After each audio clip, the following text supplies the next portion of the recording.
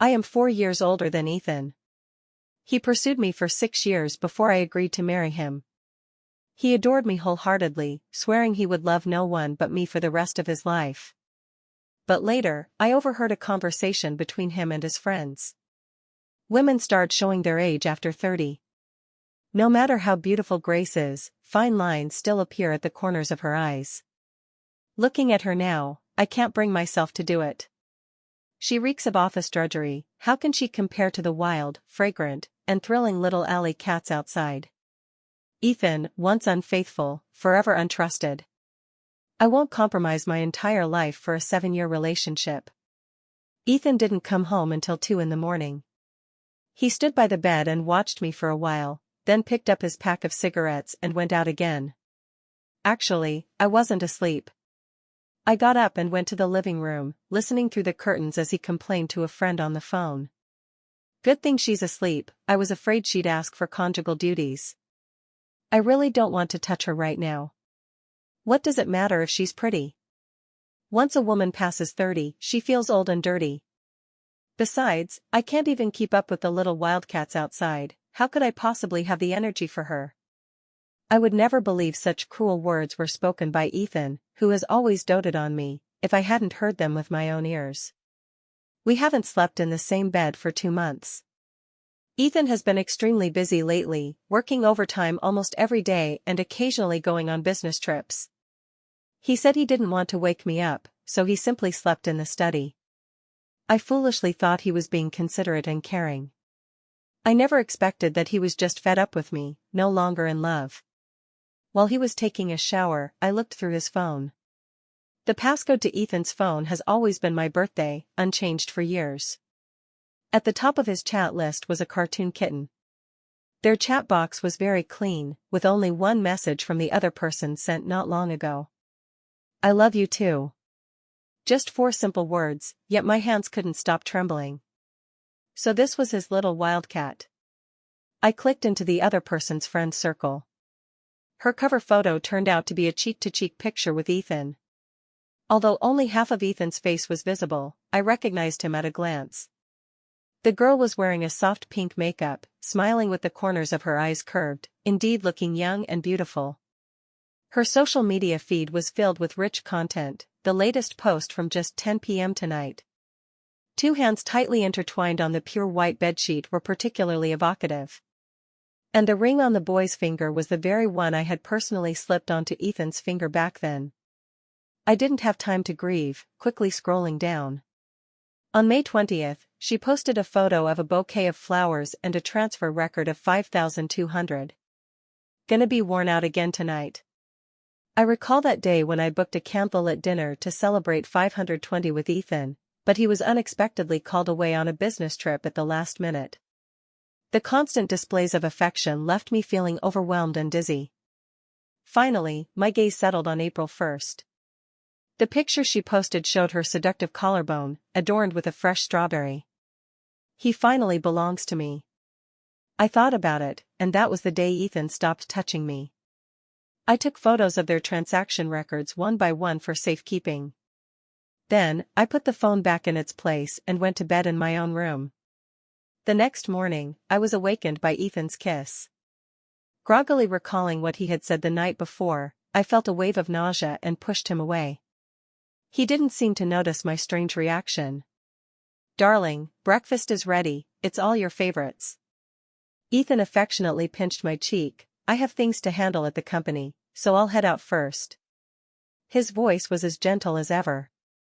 After Ethan left, I stared at the steaming food and milk on the table, my thoughts drifting back 7 years. I first met Ethan on the day he enrolled as a freshman. His suitcase was knocked open by a hurried student rushing past, scattering his clothes and belongings all over the ground.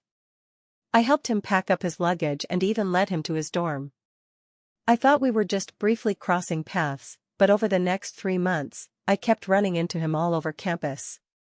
Each time, he would sweetly call me senior. During a morning assembly, I fainted from low blood sugar because I woke up late and skipped breakfast. It was Ethan who carried me to the infirmary. Since then, he would wait under my dormitory building every day, bringing breakfast with him. My roommate said enviously, "That brother is both handsome and sweet, why don't you just go for him?" I shook my head. I was 4 years older than him. I had no interest in a relationship with someone younger. Later, after I graduated and started working, whenever he didn't have classes, he would wait under my company building to pick me up after work. He would come to my rented place to cook for me on weekends. Whenever I tried to persuade him to give up, he would put on a pitiful expression. "Senior, don't drive me away, I just want to be good to you." 6 years of doting. In the end, I still fell for it. Ethan once said he would make breakfast for me for the rest of his life. Look at that, how thoughtful, how heartfelt. His heart is no longer with me, yet he still remembers the promises he made to me. If it weren't for the sweet photos of him and that wild kitten in the album, along with the screenshots of those large money transfers that really exist, I might even doubt whether what I saw and heard last night was just a bad dream of my own. That night, Ethan came home punctually for once. Seeing the empty dining table, he paused for a moment, then chuckled and said, "Let's eat out tonight, I know a trendy online famous restaurant." I shake my head, interrupting him, "I've already eaten." Only then does he notice the unfinished bowl of instant noodles on the coffee table. Feigning anger, he says, "Junk food isn't good for your skin, aren't you afraid of turning into an old lady?" I just turned 30 this year, and for Ethan, who is only 26, I must indeed seem old. I gave a sheepish smile and said, "Old is old, I don't care anyway." Ethan laughed, wrapped his arm around my waist, and said affectionately, "No matter how old my wife gets, she will always be my treasure." As he spoke, he leaned in to kiss me. Sensing his intense desire, I subtly avoided his advance. "I'm very tired and don't feel like coming." Ethan was also stunned, clearly not happy but trying hard to hold back his temper. While I was washing dishes in the kitchen, he answered a phone call. Then he grabbed his coat from the sofa. "There's an emergency at the company, I have to go. Don't wait for me." After taking a bath at night, I had just lain down on the bed when my phone rang. It was an unfamiliar number from this city. I answered the call, but there was only silence on the other end. I thought it was a prank and was about to hang up when I heard Ethan's voice coming through the phone. "Haven't seen you all day and you're already missing me this much?" The girl pouted, "Thinking about how you'll have to go back and be with that old woman later makes me so sad." A series of panting from kisses. Ethan's voice was hoarse, "Not going back tonight. Don't beg for mercy later." They were quite creative in their play, full of dirty talk that left me speechless. Luckily, I pressed the record button the moment I heard Ethan's voice. Later, I searched for this number on social media. Unsurprisingly, it belonged to a little wildcat Ethan kept outside. I casually clicked add, and soon, she also accepted my request. Clearly, she knew about my existence and specifically came to flaunt in front of me. Just as I arrived at the office, I received a bouquet of flowers and a takeout meal ordered for me by Ethan. Then he called me. "Honey, I was unexpectedly called away on a business trip, and I might not be able to come back for the next few days. I ordered your favorite lean meat porridge, make sure to eat it while it's hot." After hanging up the phone, I casually scrolled through my social media feed. Just as I expected, the little wildcat had also posted an update, a lavish breakfast with the caption, "Someone who makes breakfast for you must truly love you." I used to think Ethan loved only me. Seeing the flowers on my desk, a female colleague said enviously, "Where can I find such a thoughtful and romantic husband?" Yes, to outsiders, being able to be with Ethan seems like I've married above my station. He's young, ambitious at work, not only wealthy but also has a promising future. But I'm no slouch either. During my school days, I was the campus belle and ranked at the top of my class. After graduation, thanks to my solid professional knowledge and hard work, I successfully joined a leading company in the industry and climbed the ladder all the way up. Seeing how my female colleague couldn't put down that bouquet, I said, "If you like it, I'll give it to you." Her face lit up with surprise. "Grace, you're not joking, are you?" I smiled, "Take it, and while you're at it, please help throw away this takeout." This kind of hypocritical love, Grace, couldn't care less about. From the frequently updated posts in Xiaoya Mao's WeChat moments, I kept track of their daily happenings these past few days. Ethan took her to Disneyland and watched the fireworks with her. He even helped her rent an apartment near the university. I wasn't angry or sad. Instead, I saved all the evidence of Ethan's infidelity. Ethan contacted me again on the evening of the third day. "Darling, I found a great Japanese restaurant. I'll take you there next time. I just found it amusing." He had just taken some wild girl to eat Japanese food, and then he thought of me. Am I supposed to be touched? I didn't call him out on it. Instead, I pretended to be surprised. "You're back in Haicheng?" He paused for a moment and laughed. "Not yet. It was recommended by a colleague, and I wanted to try it with you. So when are you coming back?" His voice was a bit excited. "Did you miss me?" "I'll be back tonight." I let out an ambiguous in response. In fact, during Ethan's business trip, I had already moved out of that so-called home. I still have a small apartment in the city, a graduation gift from my parents. So when Ethan returned home eagerly but didn't see me, he got a bit annoyed. "Grace, what time is it already? Why aren't you at home?" "Oh, I'm on a business trip in another city." He gritted his teeth a little. "Why didn't you tell me this morning?" Yes, if I had said it in the morning, he might have taken a few more days off on business to be with his little wildcat. I wasn't scheduled for this business trip until the afternoon. He let out a sigh and asked again, "Can you make it back tomorrow night?" "Why do you ask?" "Victor's having a birthday and invited us for drinks." I said indifferently, "Tell Victor the first can't make it." "MHM." Ethan's voice gave nothing away. "Let me know when you're coming back in advance. I'll come pick you up." "Okay." That night, the little wildcat sent me a photo on her own initiative. A fluffy little bunny. On my bed. I gritted my teeth, held back the disgust, pulled out the divorce agreement I had prepared long ago, reviewed it once more, and made some changes. The next evening, the little wildcat sent me another photo. The photo was of Victor and a group of men and women. It seemed Ethan had taken her to a gathering. Then she sent a provocative message. "Sis, you really know how to hold back, huh?" I smirked, slung my bag over my shoulder, and headed out the door. "Ethan, I wonder what kind of expression you'll have when you see me later." When I arrived at the bar, I went straight to the restroom to touch up my makeup. No matter what, appearances still matter. I just applied my lipstick when a girl rushed in clumsily. She slipped underfoot and almost fell. Instinctively, I reached out to steady her. Patting her chest, she thanked me like a startled fawn. So it was her. I slightly squint my eyes. It's Ethan's little wildcat. She looks at me for a moment.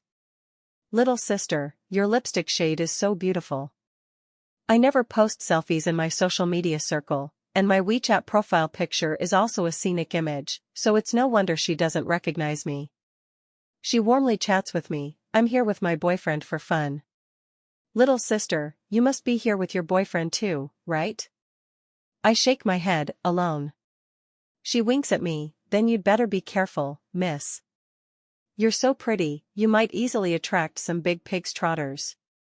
I tuck my long hair behind my ear, "Thanks for the warning." Her gaze falls on the bracelet around my wrist, and her eyes light up. "Wow, sis, your bracelet is so beautiful. Where did you buy it?" "I'll ask my boyfriend to get me one too." She's indeed a lively and sweet-talking girl, no wonder Ethan can't take his eyes off her. I took off the bracelet. "Here, it's yours." She looked pleasantly surprised. "Really? Sis, you're the best." I'm tired of wearing it." Without suspicion, she fastened the bracelet around her own wrist and fiddled with it. This bracelet was quite expensive. It was a gift from Ethan, bought with the first money he ever earned. I wore it for 5 whole years. Things I once cherished as treasures, now that I've discarded them, I realize that there's really nothing that can't be let go of. The little wildcat seemed truly happy, showing off her bracelet in the mirror and taking various pouty selfies. I quietly left the bathroom. Outside the door of the private room where they often gathered, I overheard a conversation coming from inside. "Ethan, you can do whatever you want for fun, but why did you bring your little lover here?" Ethan's voice sounded somewhat helpless. "She kept insisting on coming, I couldn't help it." "Keep spoiling her then. Be careful or your Grace might catch you cheating." Ethan was silent for a moment, then scoffed, "Who doesn't love a lively and adorable young girl? Besides, Grace is already 30. My fingers trembled slightly. There was a time when Ethan would hold me carefully in his arms, looking at me with utmost sincerity as he said, "In my heart, you will always be the most beautiful and adorable girl, and I promise to love only you, wholeheartedly." Just then, the little wildcat returned from the bathroom. Seeing me, she was still a bit surprised. "Big sister, we meet again." As she spoke, she pushed open the private room door, rushed in, threw her arms around Ethan's neck, and cooed, "Brother, that big sister gave me a super beautiful bracelet. Look." Ethan's previously doting smile froze the moment he saw the bracelet the little wildcat was proudly showing off. Only then did he nervously look up, his eyes meeting mine as I leaned against the doorframe. Almost simultaneously, he pushed away the girl clinging to him. "Lily, you should head back first." So the little wildcat's name was Lily. The atmosphere in the private room instantly grew tense to the extreme. Victor and the others exchanged looks before Victor spoke up to smooth things over. "Sister-in-law, this is all a misunderstanding. Please hear Ethan out." I smiled and looked at Ethan. He snapped at the girl beside him in a low voice, "Aren't you going to leave?" This little girl was quite interesting too. Instead of running away in panic after learning about my identity, she huddled behind Ethan like a startled little wildcat. She looked at me, seeming panicked and helpless on the surface, but there was a hint of triumph and slyness in her eyes. It seems I underestimated her. Maybe she had already seen my photo on Ethan's phone. It was a deliberate coincidence to run into me in the restroom just now. No need to avoid it, Lily and I have known each other for a long time, haven't we? I raised an eyebrow as I looked at Lily. Lily immediately glanced at Ethan in panic, wearing an expression of innocence and hurt. Ethan quickly composed himself. "Grace, if you have any issues, direct them at me. Lily is just a young girl, don't scare her." I didn't expect him to have such a sense of responsibility. I didn't bother to waste words on him and cut straight to the point, "All I need is your signature." As I spoke, I took the divorce agreement out of my bag and handed it to Ethan. His hands were trembling, yet he tried his utmost to appear calm. Victor panicked and urged, "Grace, don't be impulsive. Ethan is just drunk." I shook my head, "They've been together for 2 months. This time even Victor couldn't continue covering up the lie. Ethan looked at me, his voice hoarse. "You knew all along? Yet all this time, you pretended as if nothing had happened. Does he wish I were more like a shrew, questioning him, berating him, or begging him instead?" I tugged at the corner of my mouth. His face darkened. So, the business trip was a lie, trapping me was the real goal? Victor grabbed Ethan's arm, signaling him to stop talking. But I didn't remain silent any longer. "Ethan, you need to realize that you are the one at fault in this marriage. What do you have to be upset about?" Gritting his teeth, Ethan flipped directly to the last page and signed without even reading the content of the agreement. Then he took Lily's hand. "Let's go." They strode out of the private room. Victor was so anxious that he wanted to pull him back, but I stopped him. "I understand Ethan. He is proud and arrogant, never willing to admit defeat easily, especially in front of friends. That's precisely why I chose to expose him today. This way, even if he doesn't want to, he'll agree to divorce me for the sake of his pride." In fact, tonight went even more smoothly than I had expected. At least there were no arguments or entanglements, so he just signed the divorce papers. For the next 2 days, Lily would occasionally send me photos of her and Ethan. I ignored them. As for why I hadn't deleted her yet, it's because even though Ethan had signed, we hadn't gone to the Civil Affairs Bureau, so it wasn't officially a divorce yet. Therefore, the more evidence I had of his affair, the better it was for me. That evening, Lily sent me a photo of herself drinking with Ethan at a bar. I thought that since Ethan wasn't home, it would be a good opportunity for me to go over and pick up some things. When I opened the front door, I was surprised to see Ethan sitting in the dimly lit room, looking somewhat haggard. Wasn't he supposed to be having a good time with Lily at the bar? Since we've run into each other, there's no need to hide. I said, I came back to get some things. He glanced at me, his voice dry. Do we really have to divorce? I looked at him curiously. You've already signed the papers. When I came out of the room after packing my things and was ready to leave, Ethan called out to me. I've already cut ties with her. So, can we not get a divorce? Ethan said, stuffing a cold object into my hand. I spread open my palm and saw that it was the bracelet. He had gotten it back from Lily. Ethan's voice sounded urgent. Grace, forgive me this once. He didn't seem like he was lying, and I could tell he hadn't been doing well these past few days. But what did that have to do with me? I said calmly, Ethan, I once told you, one betrayal, a lifetime of no trust. So, make an appointment at the Civil Affairs Bureau as soon as possible.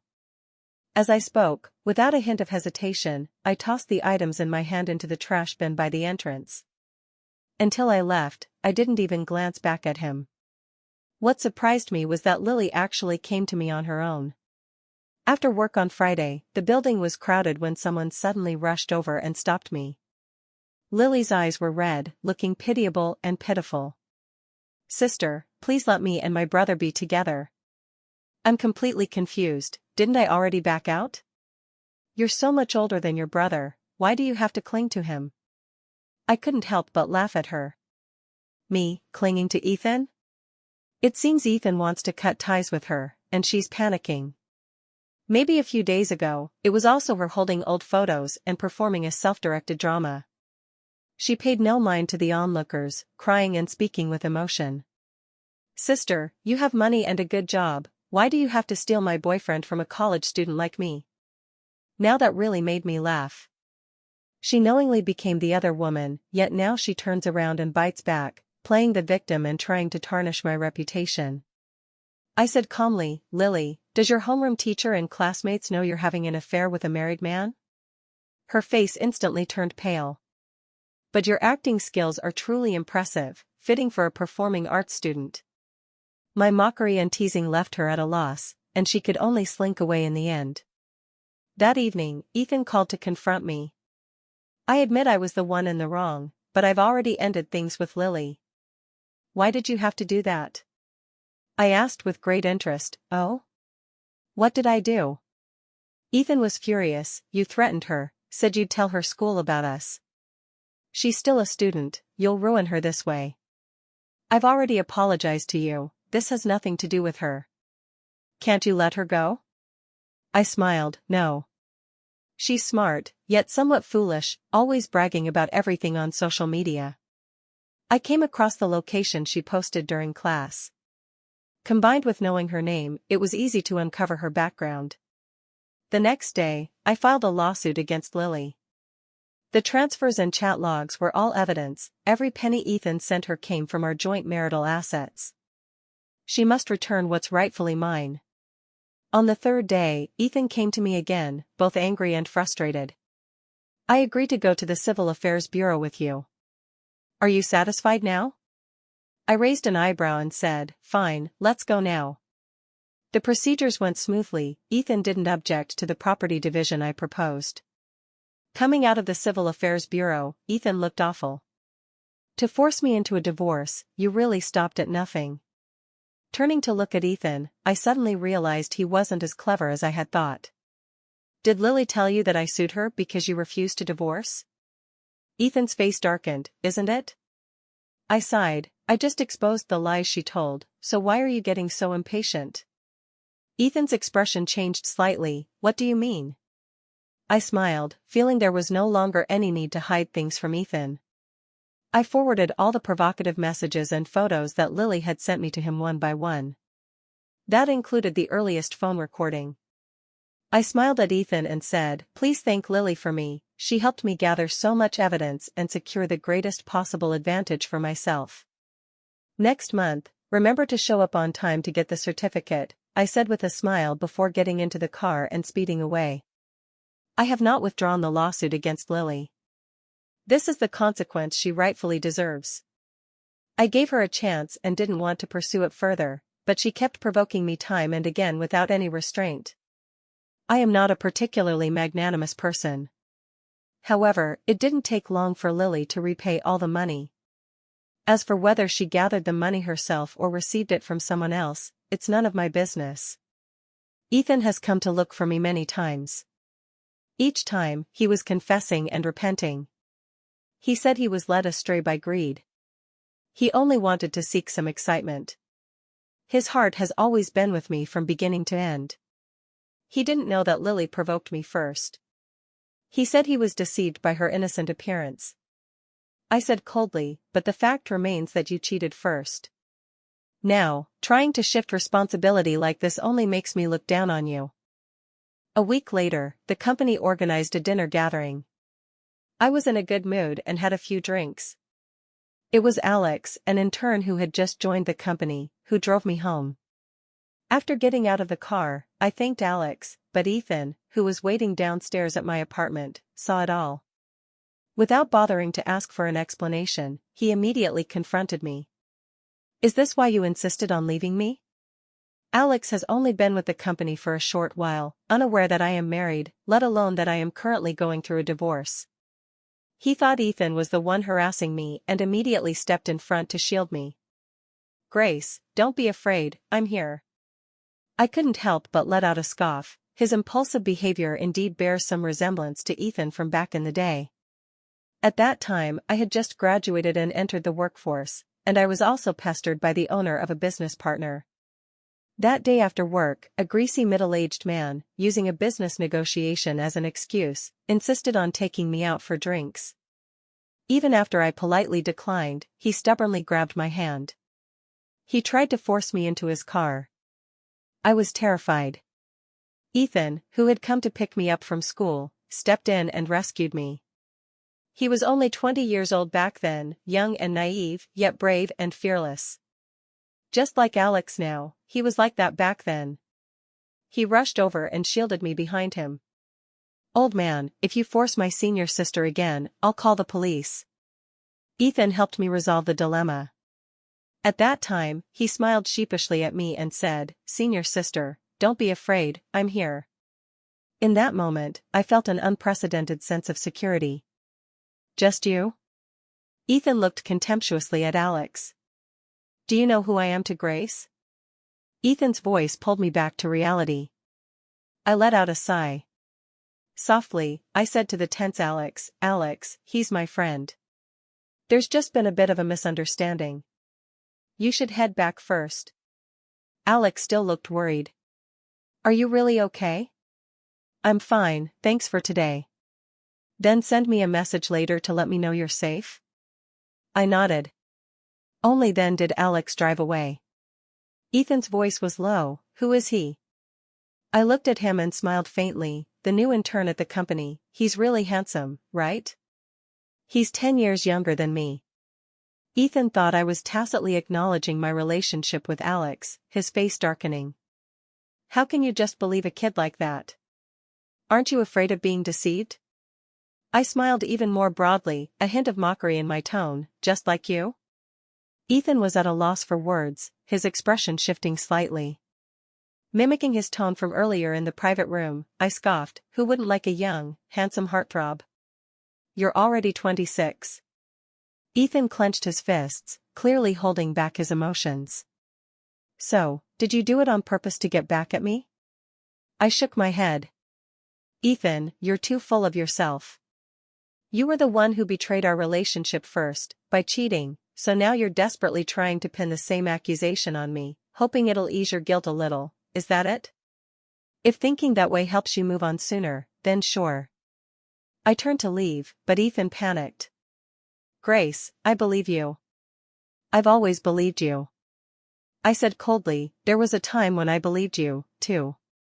After a long pause, Ethan finally spoke hoarsely, "I'm sorry, I let you down, but can you give me another chance, for the sake of our 7 years together?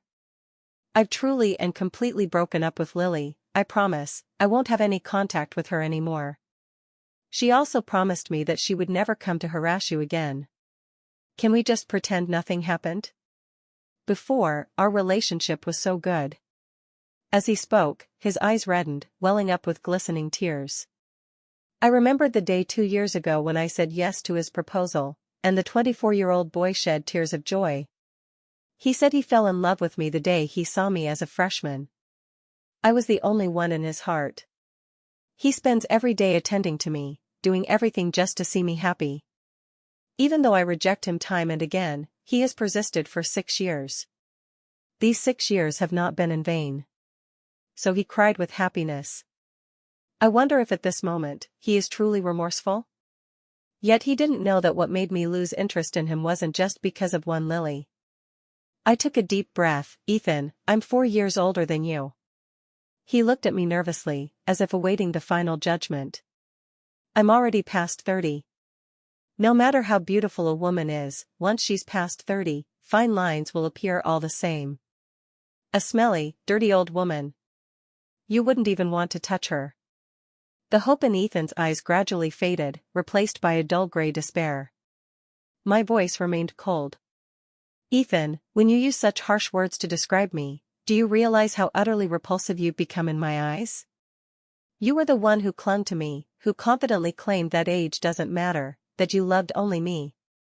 I never forced you, never asked anything of you, it was all your own choice. But later, you betrayed me, and then you made me out to be so despicable. Ethan, you truly make me feel disgusted." This time when I left, Ethan did not come chasing after me. The 1-month deadline arrived. On the day we had agreed to get our marriage certificate, Ethan could not be reached for a long time.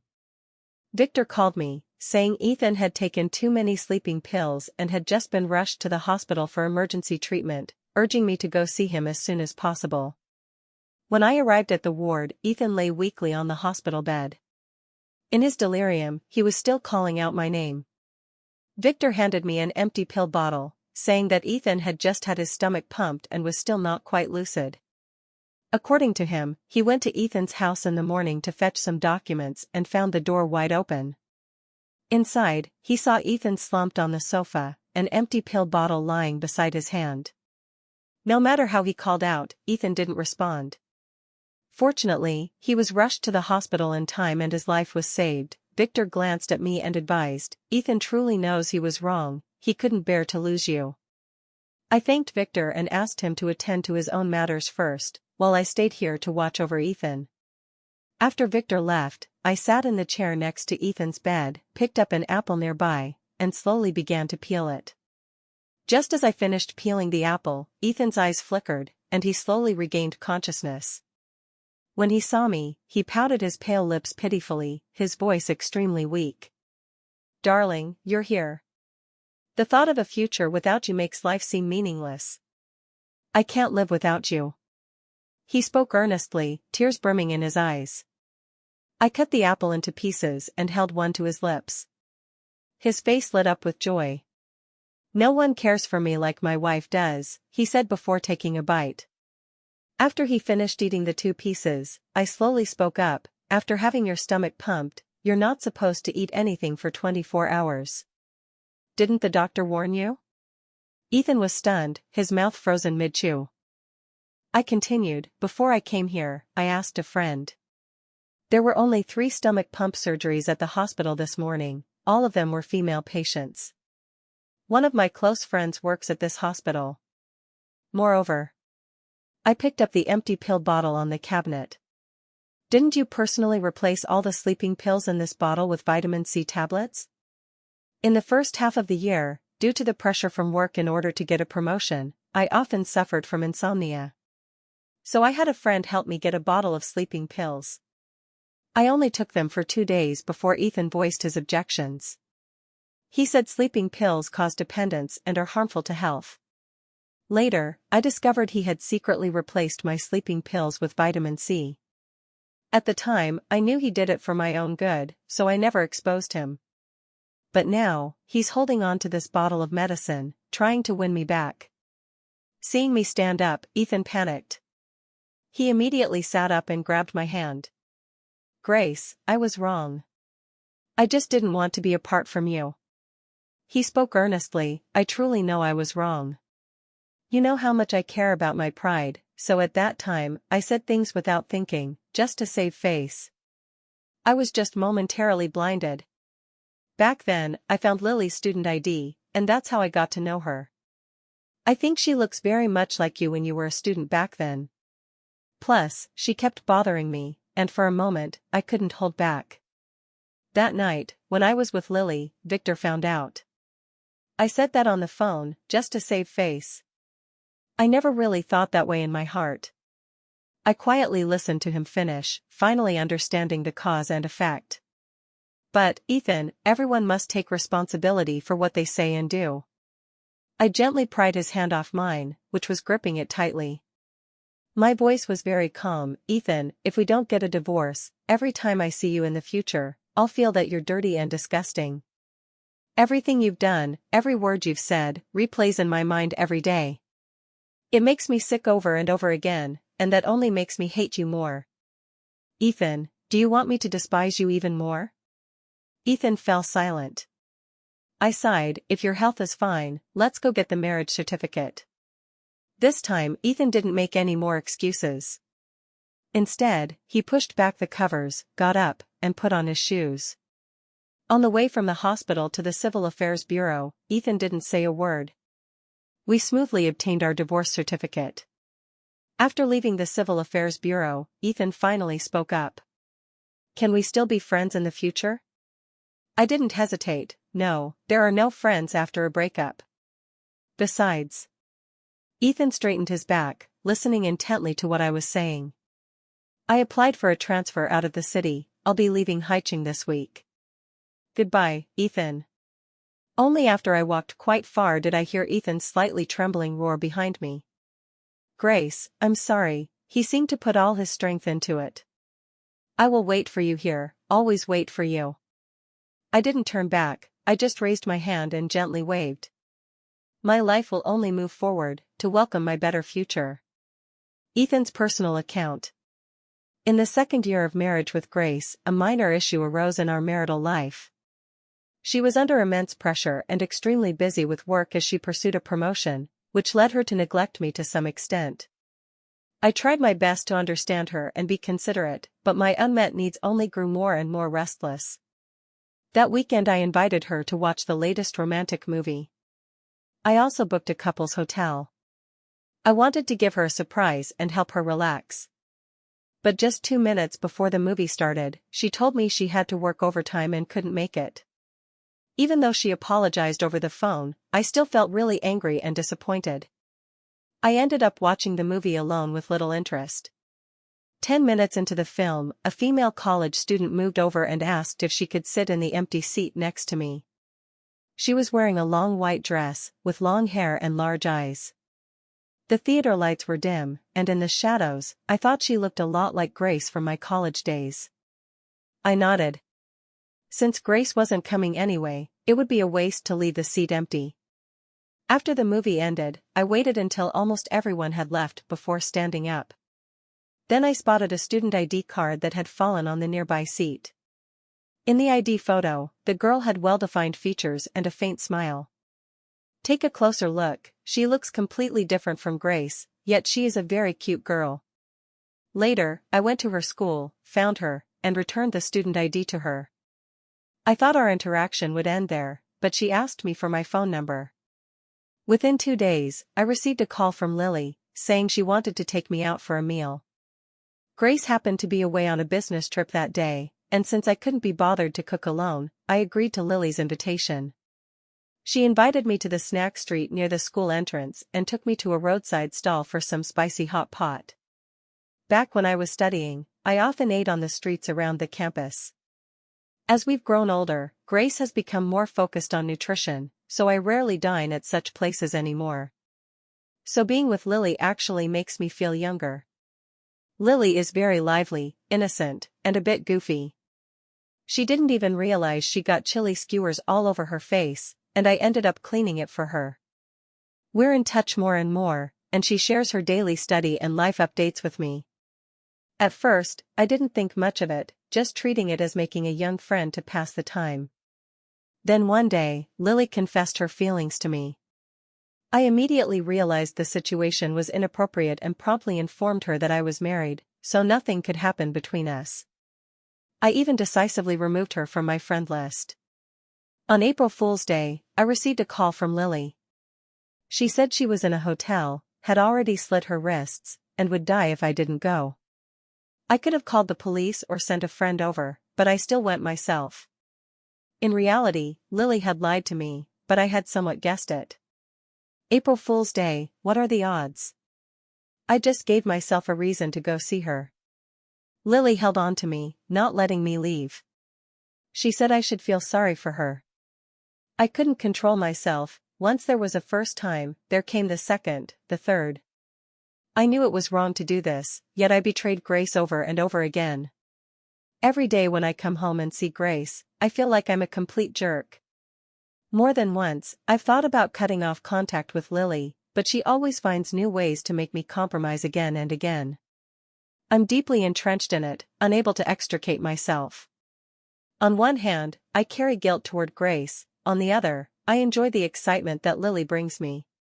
Until one evening, when Victor saw me together with Lily. I felt terribly guilty, but because I wanted to save face, I refused to admit my mistake to Victor. So I shifted all the blame onto Grace. Grace is already 30 years old, she's getting old, and I've grown tired of her. After saying these harsh and unpleasant words, I regretted it. So after making breakfast for her, I left under the excuse. Unable to focus on work all day, I thought a lot, and I realized that during this period, in pursuit of excitement, I had neglected caring for Grace. I decided to return to my family and completely cut off the relationship with Lily. That day I came home early. I showed her affection, after all, we hadn't hugged in 2 months. I missed her so much. But she pushed me away. In that moment, I was truly angry. I had already come around, yet she still acted so indifferent toward me. At this moment, Lily sought me out again. A large part of the reason was out of stubborn defiance. I left home and once again immersed myself in the joy of stolen pleasure. After a few days of indulgence, my heart still longed for Grace. I eagerly returned home, only to find Grace was not there. She said she was on a business trip. In the past, she would always inform me of her plans in advance. Once again, I felt choked with resentment. In a fit of anger, I brought Lily home with me. We tangled wildly on the bed in the bedroom, and I imagined she was Grace. Time and again, I told myself that I had to end this absurd and twisted relationship before Grace found out. But nothing stays hidden forever. The moment Grace appeared at the entrance of the private room, I knew it. In this lifetime, I will never be able to earn her forgiveness again. 6 months later, in Haicheng, Grace took the stage at the Industry Summit Awards ceremony as the youngest regional director of the year. Under the spotlight, she wore a burgundy haute couture gown, her skin still taut and fair. The fine lines at the corners of her eyes? Under the professional lighting, not even a trace could be found.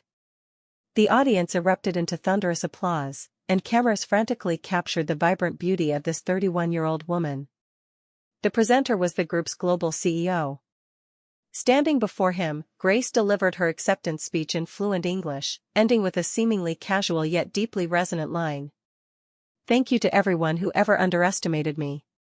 You gave me the best motivation." Ethan sat in the audience.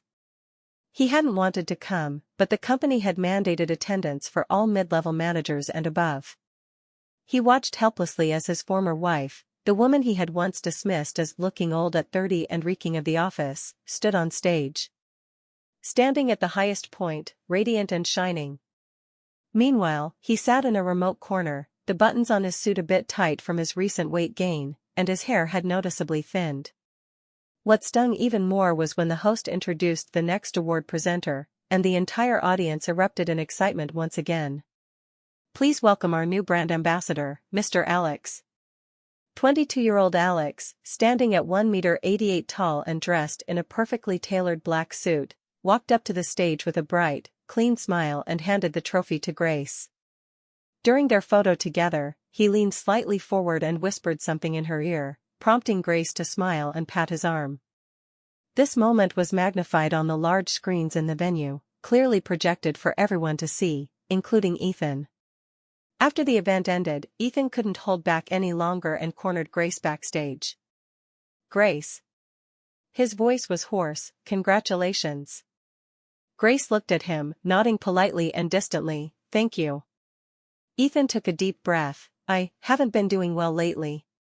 The company transferred me to a branch office in the Northwest. Lily, she was given disciplinary action by the school and is currently on leave, and my family has accumulated a large amount of debt. Grace slightly raised her brows and said calmly, oh, that's a shame. Ethan's eyes were red, I know I deserve this. But I really regret it. I think of you every day. Grace smiled, her expression bright yet sharp. Ethan, do you know what I'm most thankful for now? I'm thankful that back then you thought I was old, dirty, and that you couldn't bring yourself to touch me.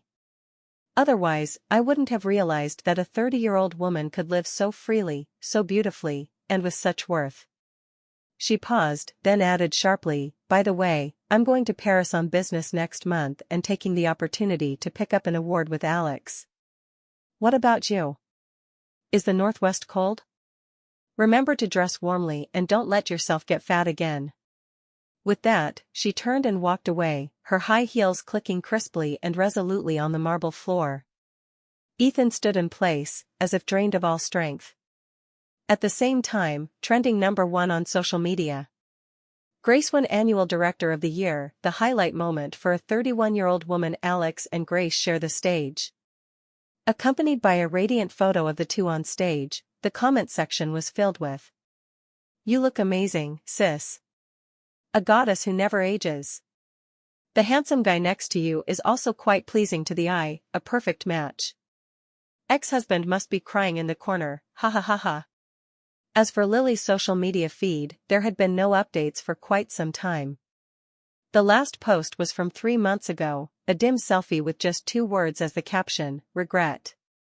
Grace sat in the car on the way back to the hotel, and Alex handed her a glass of champagne. To you, Grace. She clinked her glass gently, gazing out the window at the brilliantly lit night scene, a truly relaxed smile lifting the corners of her mouth. To myself. And to all the women who only start truly loving themselves after the age of 30.